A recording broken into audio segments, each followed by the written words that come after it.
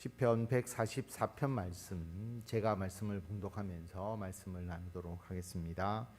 나의 반석이신 여호와를 찬송하리로다. 그가 내 손을 가르쳐 싸우게 하시며 손가락을 가르쳐 전쟁하게 하시는도다. 여호와는 나의 사랑이시요 나의 요새이시요 나의 산성이시요 나를 건지시는 이시요 나의 방패이시니 내가 그에게 피하였고 그가 내 백성을 내게 복종하게 하셨나이다. 하나님을 찬송하는데 하나님께서 자신의 반석이시다. 자신의 삶을 안전하게 지탱해 주시는 곳이다 라고 말씀합니다. 또한 어렵고 힘든 일이 있을 때 피할 곳이다. 자신을 보호해 주시는 분이시다. 그러므로 하나님을 찬송한다 라고 말씀합니다. 하나님의 대적들이 있고 그 하나님의 대적이 시편 기자의 대적이기도 하죠. 그래서 전쟁과 싸움이 있을 수밖에 없는데 하나님께서 그 싸움에서 이기게 해주십니다. 내 손을 가르쳐서 싸우게 하시고 손가락을 가르쳐서 전쟁하게 하신다.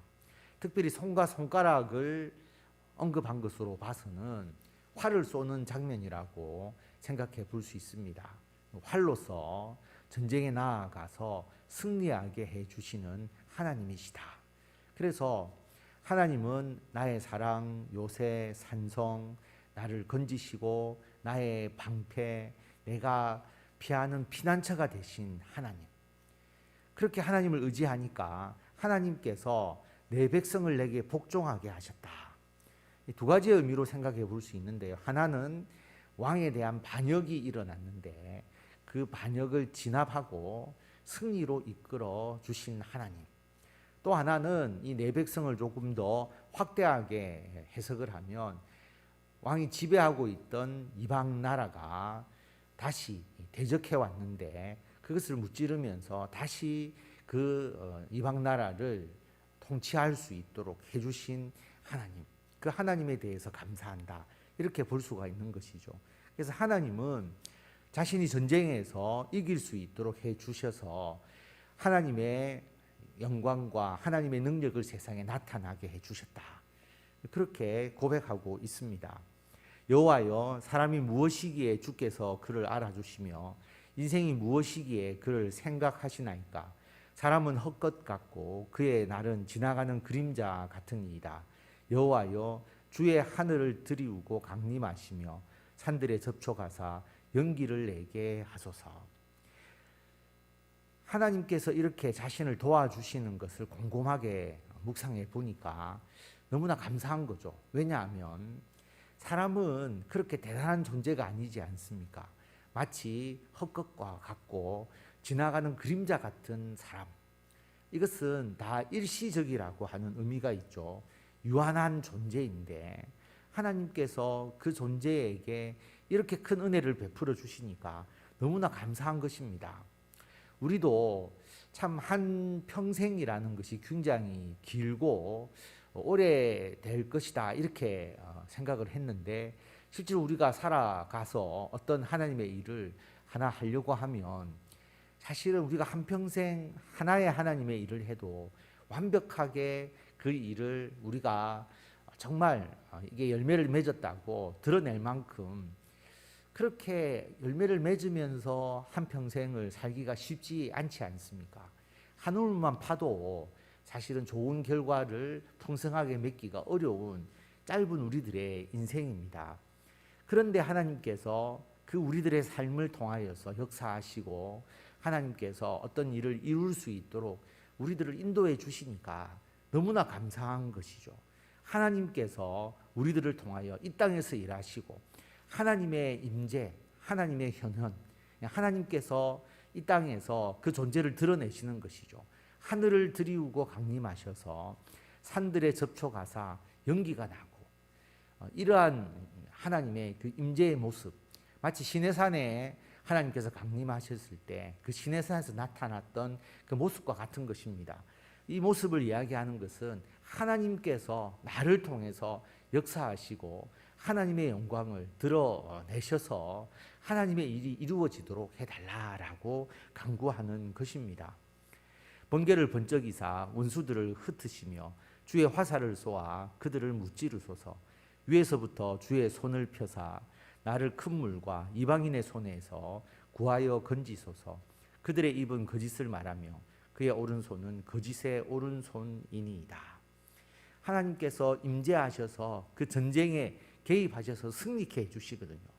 마치 하나님의 화살, 번개, 그것을 하나님께서 통해서 그들을 무찌르시는, 실제로 번개를 쏘아서 다 무찌르는 그런 개념이 아니죠. 하나님의 엄청난 그 역사의 힘을 우리가 불가항력적으로 전혀 대항할 수 없는 그런 존재인 번개를 빗대어서 이야기하는 것이지 않습니까? 마치 하나님의 화살과 같은 그 번개, 하나님의 그 능력을 통하여서 그 대적을 다 멸해 주시는 겁니다. 그래서 자신을 큰 물과 이방인의 손, 이 큰 물이라는 것은 대항할 수가 없지 않습니까? 그렇게 강력한 대적의 세력을 큰 물로 비유를 했고, 그리고 이방인의 그 전쟁, 이방인과의 그 전쟁에서 하나님께서 자신을 이겨서 승리케 해 주셨다. 그리고 해 주실 것이라는 확신을 가지고 하나님께 영광을 돌리고 있습니다. 왜 그 대적들과의 전쟁에서 이겨야 되느냐? 대적들은 하나님의 편이 아니거든요. 거짓을 말하고 거짓을 행하는 자들, 하나님의 그 선과 하나님의 말씀을 행하지 않는 자들, 오히려 그들을 핍박하고 대적하는 자들, 그들을 하나님께서 이 땅에 임재하셔서 그들을 이기게 하시고, 그리고 그들을 하나님의 백성 앞에 굴복하게 해주시는 것, 그게 하나님의 능력이고 하나님의 백성에게 너무나 필요한 것이다. 그런데 하나님께서 그렇게 해주셨다라고 찬송하고 있습니다. 하나님이여, 내가 주께 새 노래로 노래하며 열줄 비파로 주를 찬양하리이다. 주는 왕들에게 구원을 베푸시는 자시요, 그의 종 다윗을 그 해하려는 칼에서 구하시는 자신이다. 이방인의 손에서 나를 구하여 건지소서. 그들의 입은 거짓을 말하며 그 오른손은 거짓의 오른손이니이다. 그래서 하나님을 찬양하는 것이죠. 이기게 해주시는 하나님, 그 대적을 멸하게 해주시는 하나님, 그 대적의 손에서 구해주시는 하나님, 그의 종 다윗을 그를 해하려는 칼에서 반란군을 진압하게 해주셨고 이방 나라가 침공해 올 때 이기게 해주신 그 하나님, 그래서 왕들에게 구원을 베푸시는 하나님을 늘 찬양한다라고 하는 것입니다. 뿐만 아니라 그런 역사를 통해서 해주신 하나님께서 지금 자신에게도 이방인의 손에서 구하시고, 그 이방인, 하나님을 대적하는 무리죠, 거짓을 말하고 또 거짓을 행하는 그들을 이기게 해주시는 하나님이시다라고 하는 것입니다. 자, 이러한 하나님의 은총을 받아 누렸을 때 대적에게 승리해서 그 땅에 평강이 있고 하나님께서 주시는 귀한 은혜와 평화가 있을 때 어떤 모습이 되는지를 12절부터는 말하고 있습니다. 우리 아들들은 어리다가 장성한 나무들과 같으며 우리 딸들은 궁전의 양식대로 아름답게 다듬은 모퉁이 돌들과 같으며 우리의 곳간에는 백곡이 가득하며 우리의 양은 들에서 천천과 만만으로 번성하며 우리 수소는 무겁게 실었으며 또 우리를 침노하는 일이나 우리가 나아가 막는 일이 없으며 우리 거리에는 슬피 부르짖음이 없을진데 이러한 백성은 복이 있나니 여호와를 자기 하나님으로 삼는 백성은 복이 있도다. 자녀들이 하나님 안에서 그 아름다움과 그 태평성대를 누린다라고 그렇게 말씀하고 있습니다. 어릴 때부터 이렇게 자라나서 장성한 나무가 되었다. 전쟁이 있으면 어릴 때 그 나무가 자랄 수 없잖아요. 다 부서지고 또 뽑히고 그렇게 되겠죠. 그런데 자기 자녀들이 어리다가 장성한 나무와 같다라고 하는 것은 아이들이 잘 자랐다라고 하는 것을 의미하고 있고, 딸들은 궁전의 양식대로 아름답게 다듬은 모퉁이 돌과 같다. 그 딸들의 아름다움을 말하는 것이죠. 그러니까 전쟁도 없고 위험도 없고 태평성대를 누리는 자녀들의 모습을 이야기를 하고 있습니다. 또한 먹을 것이 부족하지 않는 것이죠.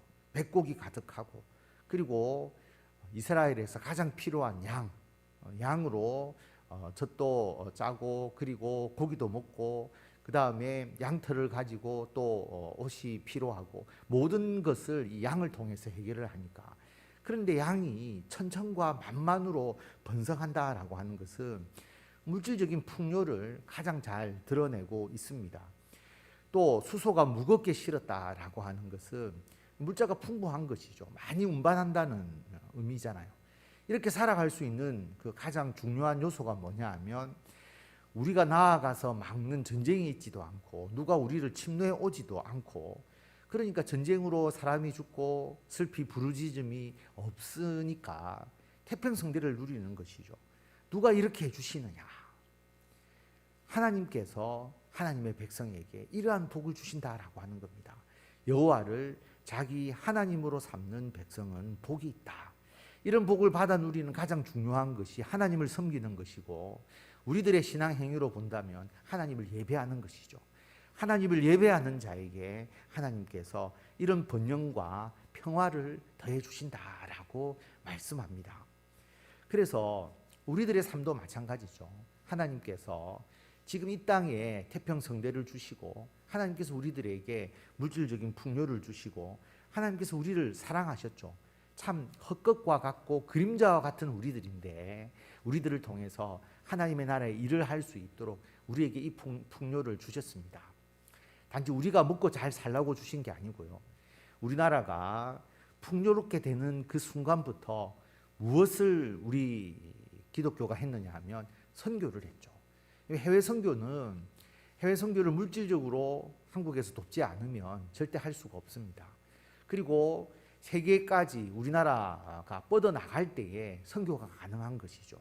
그래서 한국 경제의 성장과 함께 교회는 세계를 향하여 선교하기 시작했다라고 하는 겁니다. 하나님께서 하나님의 도구로서 주의 일 하도록 우리나라를 하나님께서 온전히 이끌어 주신 겁니다. 풍요롭게 하시고 잘 되게 하시고. 그런데 그러한 하나님의 목적을 우리가 잃어버리고, 우리들의 풍요를 우리들의 욕망과 그리고 세상의 탐욕에 사로잡혀 살아가는 도구로 삼아버린다면 하나님께서 이러한 풍요를 주시지 않겠죠. 그래서 우리 기독교가, 교회가 더 영적으로 깨어있고, 하나님께서 우리들에게 주신 이 풍요를 하나님의 영광을 위하여 잘 사용하고, 여호와를 자기 하나님으로 삼는 백성에게 주시는 이 복을 우리나라가 받아 누릴 뿐만 아니라 우리들의 가정과 우리들의 개인적으로도 하나님을 예배하고 하나님을 온전히 믿고 하나님의 일을 행하면서 우리 가정에 주시는 이 귀한 복들, 전쟁이 일어나거나 영적으로 대적하는 자는 하나님께서 이기게 하시고, 그 이후에는 감히 우리를 대적하지 못하도록 하나님께서 온전히 승리하며 태평성대를 누릴 수 있도록 우리들을 이끌어 주시는 것을 기억하시고, 하나님을 자기 하나님으로 삼고 하나님을 예배하는 자에게 주시는 이 복을 받아 누리시는 저와 성도 여러분들이 다 되시기를 바랍니다. 기도하겠습니다.